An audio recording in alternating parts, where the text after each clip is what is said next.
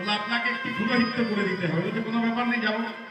এবার যেদিন পুজো করতে যাবে সেই দিন রাবণের মা বলছে আমিও তোমার সঙ্গে যাবো। তা বলছে আরে বাবা আমি তো পুজো করতে যাচ্ছি, তুমি আমার সঙ্গে গিয়ে কি করবে? বলছে না না, আমি শুনলাম নাকি পুরো সোনা দিয়ে বানানো। তা জীবনে তো আমি এত সোনা দেখিনি একসঙ্গে, আমাকে নিয়ে চল। রাবণের মা আর বিশ্বেশ্বর মুনি গেলেন পুজো করার জন্য।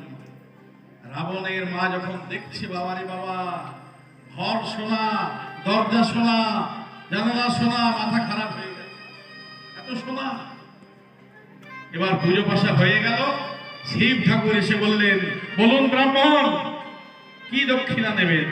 আপনি যে দক্ষিণা চাইবেন সে দক্ষিণা আপনাকে দেব। তখন রাবণের মা বলছে, হ্যাঁ গো, যে দক্ষিণা চাইবে সেই দক্ষিণা বলছে দেব। তাহলে তুমি এক কাজ করো না, তুমি এই স্বর্ণ লঙ্কাটি চেয়ে নাও। কি বলছো তুমি? আমি স্বর্ণ লঙ্কার পুজো করতে এসেছি আর স্বর্ণ লঙ্কাটা চেয়ে নেবো?